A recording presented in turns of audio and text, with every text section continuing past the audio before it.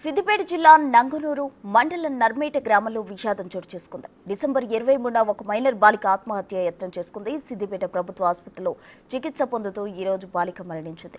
బాలిక మృతికి గ్రామంలోని యువకుడు కారణమంటూ ఆరోపిస్తూ ఉన్నారు బంధువులు. ప్రేమ వ్యవహారమే రీజన్ గా చెప్తున్నారు స్థానికులు. ఎలాంటి గడువులకు తావు లేకుండా గ్రామంలోని యువకుడి ఇంటి దగ్గర పోలీసు సిబ్బంది పహారా పెట్టారు. 11 గంటల మధ్యలో ఇంటి లోపల చొరబడి ఏం చేసిండో తెలియదు. ఉరి పెట్టిండా లేకపోతే కొట్టిండా, కాకపోతే టీ సౌండ్ బాగా పెట్టిండు. గంట సేపు ఇంటి లోపలనే ఉన్నాడు.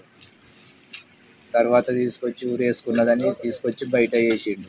అంబులెన్స్కి అతడే మళ్ళీ కాల్ చేసిండు. అంబులెన్స్లో మేము తీసుకురావడం జరిగింది. ఆసుపత్రిలో చేర్చడం జరిగింది. చికిత్స పొందుతూ ఇవాటికి 13 రోజులు. ఇవాళ 23 తారీఖు డిసెంబర్. ఆ టైంలో ఈ సంఘటన జరిగింది. మేము ఎవ్వలేని టైంలో మేము ప్రభుత్వ ఆసుపత్రికి వచ్చింది. నేనేమో సాగుకి వెళ్ళాను. ఎవ్వలేని టైంలో అమ్మాయి ఒక్కతే ఇంటి లోపల ఉన్నది. అమ్మాయి ఒంటరిగా ఉండడం చూసి బయట 4-5 కావలి పెట్టుకొని ఇంటి లోపల చొరబడడం జరిగింది. అప్పటికి బాగా మద్యం సేవించున్నాడు. ఆ మద్యం మించి గంజాయి సుతం మత్తు తీసుకోవడం జరిగింది.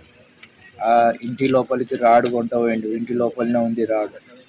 చున్నితోటి ఉరి పెట్టి చంపినట్టే ఆడ ఉన్నది. ఆ మూమెంట్ చూస్తే ఆ రకంగానే ఉన్నది. ఆడ కత్తిరించి తీసుకొచ్చి మళ్ళీ అతడే బయట పండబెట్టిండు.